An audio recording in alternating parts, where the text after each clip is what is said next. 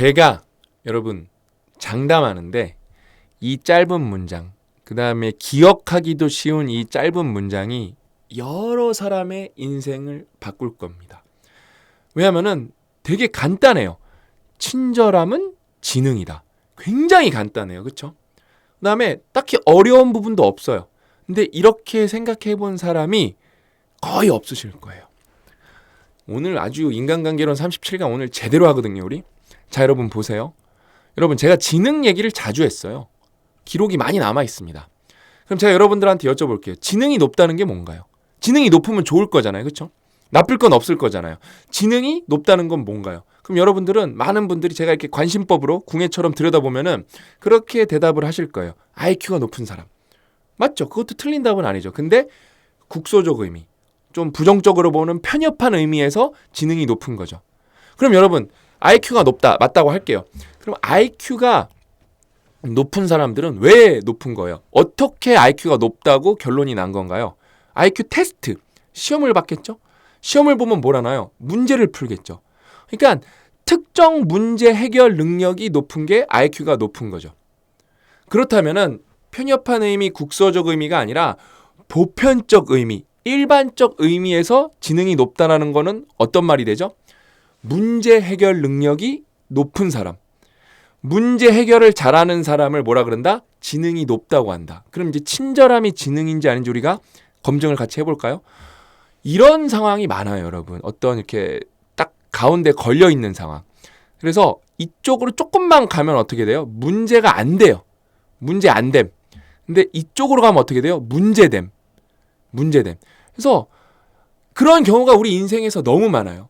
예를 들면은 우리가 뭔가를 양보를 해요. 그러면은 내가 조금 불편했지만 문제되진 않았어요. 근데 누군가 양보해야 되는데 양보를 하지 않아요. 그런 막 이제 다툼이 일어나고 별거 아니었는데 조금만 서로 이렇게 손해를 보면 되는 건데 그 다툼으로 인해서 어때요? 손해가 어마무시하게 커져요. 이런 걸 뭐라 그런다? 안티프레질의 반대, 프레질이라 그래요. 근데 여러분 친절하지 않으면 어떻게 된다? 그냥 가만히 있으면은 아무것도 아니에요. 뭐 좋은 것도 아니고 나쁜 것도 아니고 중립적 상황인데 불친절해, 무례해. 뭐 어떤 표현으로는 또 막 싸가지가 없어. 그럼 어떻게 돼요? 문제될 게 아닌데 문제가 돼버려요. 그냥 중립적 상황에서 문제될 게 아닌데 문제가 돼. 왜? 불친절해서. 이런 거 너무 많이 겪었죠. 그러니까 그냥 뭐 친절까지 갈 필요도 없어. 무난하게만 했어도 문제가 안 된 건데 건방지게 말하고 불편하게 말하고 막 약올리게 말하고 괴롭히듯이 말하고 아무튼 친절함의 반대 방향으로 가는 거예요. 그러면은 문제되지 않을 게 문제가 된다니까요. 그럼 이제 다시 돌아가 볼게요. 지능이 높다는 건 뭐라 그랬어요? 문제 해결을 잘하는 것. 그럼 여러분 친절한 건 뭐예요? 친절한 거는 안티프레질 방향으로 가는 거예요. 문제될 게 문제를 안 되게 할 수가 있어요. 뭐로 인해서? 친절함으로 인해서. 그래서 여러분 이 문장은 조금 수정을 해야 돼요. 왜? 문제 해결 능력이 높은 정도가 아니라 친절하면은 뭐 다 통하는 건 아니겠지만 보편적으로 많은 상황에서 문제될 게 문제가 안 될 수가 있어요. 그거는 문제를 해결한 게 아니라 애초에 문제를 만들지 않은 거예요. 이거는 문제를 해결한 것보다 한 단계 위에요. 그럼 뭐예요? 친절함은 고지능이다. 이게 들어가야겠죠. 너무 만족스럽습니다. 여러분 오늘 강연의 시작 인간관계론 37장. 저는 여러분들이랑 이런 거를 이 대한민국에서 할 수 있다는 게 뭐 또 미국에서 뭐 뉴질랜드에서 뭐 각국에서 또 듣고 계시겠지만 우리가 매트릭스 속에서 만나서 이게 공동체가 되어서 이런 공부를 할 수 있다는 게 너무 행복합니다. 그래서 이 문장이 제가 인생 바꿀 거라 그랬잖아요. 우리가 여러분 친절해져야 돼요. 저도 안 그랬었어요 옛날에. 이거 계속 제가 말씀드릴 텐데 여러분 다시 한번 강조하면 뭐다? 친절함은 지능이다. 그래서 저도 이런 거 보면서 더 친절해져야겠다. 더 친절해져야겠다. 그런 어떤 자기 반성을 계속합니다. 그래서 오늘 이걸 구체적으로 배워볼 거거든요. 자, 여러분 그래서 인간관계론은 저만 좋다고 하는 게 아니라 인간관계론이 좋다고 하시는 분들이 너무 많아요. 댓글만 봐도 어렵지 않게 할 수 있어요. 이미 읽었는데 또 읽으니까 또 좋네요. 정말 그런 분들이 많죠. 그래서 인간관계론은 이미 읽은 분들이 많아요. 그래서 그런 분들은 원서 한번 도전해 보셨으면 좋겠어요. 그 다음에 이번에는 좀 적극적으로 데일 카네기의 의도대로 실천을 위해서, 행동을 위해서 읽으셨으면 좋겠어요. 그래서 이거 꼭 해보셨으면 좋겠어요. 뭐냐? 이게 여러분, 이게 이 책이 찍힌 날짜가, 인쇄된 날짜가 1948년인가 그래요. 제가 이거 감수할 때 실제로 읽은 원서거든요. 거의 이제 뽀개지기, 찢어지는 게 아니라 뽀개지기 직전입니다. 테이프로 막 엄청 붙여놨어요, 제가. 그래서 실제 초판을 보면 이런 게 있다니까요. Would you like to have a free copy of this book? Autographed by 데일 카네기. 데일 카네기의 사인본을 받고 싶습니까? 그래서 이렇게 사연 보내면은, 채택되면은, 너에게 내가 사인본을 보내주겠다. 이걸 데일 카네기가 막 70년, 100년 전에 한 거예요. 제가 읽으면서 이거 호진이 얘기, 이제 이거 아시는 분들 있을 거예요. 제 삼성 같이 일했던 동료 직원인데, 동생 직원인데, 그 친구가 이 데일 카네기를 읽고 얼마나 층간소음을 지혜롭게 해결했었는지 갑자기 또 떠올라서 여기다 메모를 해놓은 거예요. 원서 읽으면서. 그래서 우리가 여러분, 이게 얼마나 대단한 번역본이냐면은, 이 원서 진짜 초판, 우리나라에서 진짜 유일한 무삭제 100%를 만들기 위해서 어때요? 숄커트 디스팅션도 저희가 넣었죠. 심지어 이것까지 넣었다니까요. 그래서 똑같이 따라했어요. 뭐 데일 카네기 사인을 받을 수는 없으니까. 데일 카네기는 여러분 없습니다. 그래서 어때요? 제가 그래도 감수했으니까, 감수 안 했으면 큰일 날 뻔했어. 이거 못 따라할 뻔했어. 그래도 제가 명분이 있어야 될 거잖아요. 그렇죠?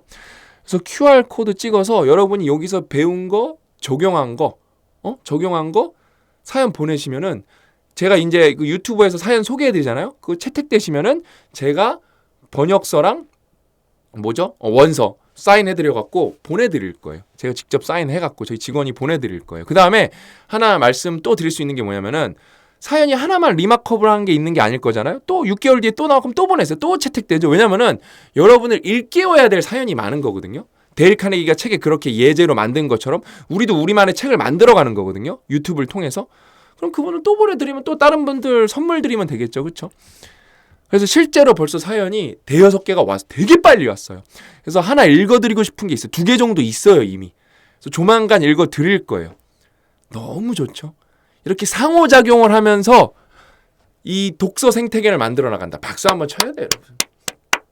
너무 좋죠?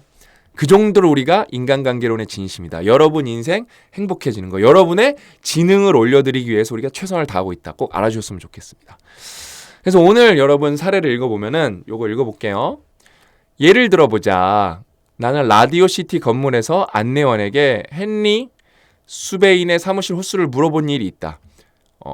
단정하게 제복을 갖춰 입은 안내원은 자신이 안내하는 방식에 자부심이 있었다. 그는 내 질문에 또렷하고 명료하게 답했다. 헨리 수베인 씨는 잠시 쉬고 18층 잠깐 쉬고 1816호에 계십니다. 뭐 이렇게 했나 보네요. 헨리 수베인 씨는 18층 1816호에 계십니다. 이런 식으로 말한 거예요. 이게 또박또박 들리게. 그렇죠? 나는 서둘러 엘리베이터로 가다가 참 이게 데일 카네기가 여기서 난 사람이라는 게 느껴져요. 저는 이거 따라하느라고 바쁘거든요, 지금. 그래서 인생이 너무 행복하거든요. 다시 돌아와 그에게 말했다. 질문에 답변하는 방식이 정말 훌륭하네요. 아주 또렷하고 명확해서 좋았습니다. 마치 예술가처럼 느껴졌어요. 저는 이거 진짜 요거 보고 써먹은 건가 무의식에서 나온 건가 모르겠는데, 목소리가 저음이고 굵은 분들 있잖아요. 아니면 여성분들은 좀 이렇게 목소리가 좀 깔린 분들, 그런 분들은 제가 항상 만나면 그 얘기를 하죠. 야, 성우하셔도 되겠는데? 목소리가 예술이 완전 진짜 고막 뚫고 나오겠어요? 막 진짜 제가 맨날 그런 얘기 하거든요. 그러니까 칭찬해서 나쁠 게 없잖아요, 여러분. 친절해서. 그렇죠? 상대방이 자신에 대해서 자신이 어떤 특장점이 있을 텐데 그거에 대해서 누군가가 그냥 알고만 있는 게 아니라 언급해 주는 것만큼 안티프레이즈라는 게 없는 것 같거든요. 참 이게 너무 좋은 것 같아요. 그렇게 일하는 사람 보기란 쉽지 않죠. 그 다음에 그것도 있는 것 같아요. 그러니까 안내원이라는 어떤 직업이 뭐 어떤 분들한테는 특이할 수도 있고 특별할 수도 있겠지만 또 대다수한테는 그냥 평범한 직장 중에 하나인데, 그래서 그거를 그 직업에 자부심을 갖고 일하는 분들은 그렇게 많지 않을 거거든요. 실제로 그 일을 업으로 삼고 있는 분들도. 근데 그렇게 일하는 사람 보기는 쉽지 않죠. 이게 자부심이 있다는 거에 대해서. 참 이건 좋은 말인 것 같아요. 그는 환하게 웃으며 자신이 왜 잠깐씩 멈추는지 그리고 각 문구를 왜 그렇게 말하는지 설명해 주었다. 내 몇 마디는 그를 으쓱하게 해주었고 나는 18층으로 올라가는 동안 그날 오후 인류의 행복 총량에 조금이나 기여한 것 같은 기분이 들었다. 저 이걸 되게 좋아해요. 이 문장을. 이 문장은 10년 전부터 계속 기억이 나는 것 같아요.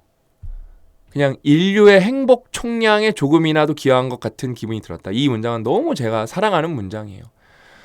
프랑스 대사나 엘크클럽의 미국의 자선단체래요. 베이크 위원회 의장이 되어야만 이런 친절의 미학을 발휘할 수 있는 것은 아니다. 이거 되게 중요한 문장이에요. 그러니까 내가 무슨 사장님이고 어떤 위치에 있어야만 이런 호의를 베풀 수 있는 게 아니라는 거예요. 우리는 일상에서도 칭찬으로 이런 마법을 일으킬 수가 있다. 이거 여러분, 이거 앞으로 다 따라해 보세요. 예를 들어 감자튀김을 주문했는데 종업원이 으깬 감자를 가져온다면 이렇게 말해보자. 보통 우리 어떻게 해요? 저희가 안 시켰는데요? 이거 잘못 나왔네. 이렇게 말하는 경우가 굉장히 많을 거예요. 그렇죠? 근데 그냥 이렇게 말하는 거예요. 이게 번거롭게 해서 죄송한데 제가 주문이 좀 잘못 들어간 것 같아요. 죄송합니다. 그러면서 제가 주문한 거는 감자튀김입니다. 이렇게 말하는 거랑 그러니까 그런 게 있어요. 여러분은 이런 사례가 많지 않아서 이게 효과가 나나 안 나나 모르실 수도 있어요. 냉정하게 보면은. 근데 여러분이 인생에서 시계열을 늘려서 내 인생에서 이런 게 100번 있었다? 이게 별 차이를 안 만들 수도 있지만 100번 중에 10번, 20번은 엄청난 차이를 만들 거고, 그래서 이 문장을 좋아하는 거예요. 우리가 공동체잖아요. 행복 총량으로 봤을 때 이렇게 말하면은 공동체의 행복 총량은 야금야금 올라갈 거라는 거예요. 그 다음에 어디까지 읽었죠? 그러면 종업원은 알겠습니다라고 말한 뒤 당신의 존중에 대한 보답으로 기꺼이 감자튀김을 가져다 줄 것이다. 그렇겠죠? 그 다음에 번거롭게 해서 미안합니다. 부탁 좀 들어주시겠습니까? 해주시겠어요? 해도 될까요? 감사합니다. 같은 공손한 표현은 일상이라는 톱니바퀴의 윤활유 역할을 하며 당신이 교양 있는 사람이라는 것을 나타내는 표시가 되기도 한다. 제가 데일 카네기 인간관계론 읽고 습관 들인 것 중에 하나가 상대방의 호칭을 무조건 좀 올려 부르는 거예요. 특히 종업원 분들 부를 때 여기요 저기요도 되겠지만 선생님 제가 그래요. 근데 그 사람 엄밀히 말하면은 선생님이라는 게 먼저 선자잖아요. 저보다 선생님 아닐 수도 있는데 그냥 선생님 그래요. 그냥 내가 이 사람 처음 봤지만 일단은 무시하진 않잖아요. 그렇죠? 그래서 이게 맥락이 안 맞을 수도 있어도 그런 걸 여러분 뭐라 그러냐면 안전빵이라 그래요. 안전빵. 저는 이런 걸 여러분 일상에서 너무 많이 하고요. 그러니까 저는 어저께 양꼬치 그저께 먹었는데 거기서 나올 때도 양꼬치 너무 맛있게 먹었습니다 이러고 제 돈 내고 우리 가족이 양꼬치를 먹었는데 심지어 그분 거기 사장님도 아니에요. 제가 볼 때 종업원이에요. 근데도 양꼬치 너무 맛있게 먹었습니다. 다음에 또 오겠습니다. 이 말하고 가요. 그러면은 제가 잃은 게 도대체 뭐가 있나요? 그 다음에 이미 끝났으니까 서비스 이러고 바라고 한 거 아니잖아요. 그렇죠? 그냥 저도 인류 행복의 총량에 조금이나 기여한 것 같고, 그 다음에 제가 악착같이 하는 거, 저는 여러분들이 이거 진짜 꼭 따라 하셨으면 좋겠거든요. 저는 이거 퇴식구에다가 그릇 반납할 때 그분들이 심지어 요리한 거 아니거든요. 그분들이 요리한 거 아니고 그분들은 설거지하고 계시는 거잖아요. 그렇죠? 근데 저는 막 얼굴 이렇게 막 넣으면서 들리게 너무 잘 먹었어요. 수고하세요. 이래요. 왜냐면 그분들은 인사받을 확률이 굉장히 낮잖아요. 그렇죠? 나도 일하고 있는데 누가 격려해주면 너무 좋잖아요. 그렇죠? 그러니까 여러분 우리가 지금 대한민국이 부족한 게 이런 것들이에요. 행복의 총량을 올리는 행위들. 저는 그래서 인간관계로 많이 읽어보셨으면 좋겠어요. 원서도 꼭 읽어보셨으면 좋겠어요. 너무 좋죠? 그래서 다시 한번 우리 이거 정리하고 하면 친절함은 지능이다. 그 다음에 고지능이다. 이거 꼭 알고 넘어가셨으면 좋겠고, 여러분들이 저는 인간관계론, 번역본, 원서 다 읽어보셨으면 좋겠고, 원서는 제가 쉽게 읽는 방법 알려드렸죠? 저희 영어 독립 단어 링크로 들어가셔도 좋고요. 네이버에서 영어 독립 단어 검색하셔도 좋습니다. 오늘도 저희 끝장반에서 그런 얘기가 나오더라고요. 김재호 선생님 인강을 공부하는데 자기가 워낙 영어 초보인데 책만 봤다가 인강을 봤는데 그냥 환상이다. 그러면서 딱 거기서 무슨 얘기가 나오냐. 자기는 영어 독립 단어 열심히 해서 단어는 어려운 게 없었다. 이거예요. 영어 독립 단어는 여러분 천하무적입니다. 단어 관점에서. 그러니까 영어의 근간을 만들어주는 데는 원탑인데 이런 게 없다니까요. 여러분이 단어를 외웠는데 그 단어가 실제로 책에서 나와. 이런 식으로 구조가 짜여져 있는 경우는 잘 없어요. 이거를 제가 오랫동안 고민해서 정말로 이건 노하우의 축적, 누적. 이건 어마어마한 프로젝트입니다, 여러분. 그래서 이걸로 4,000개 외우시면 어떻게 된다? 98.2%. 그러면서 번역본이랑 왔다 갔다 하면서 읽으시면 되시고 모르는 건 좀 챗GPT한테 물어보시면 된다.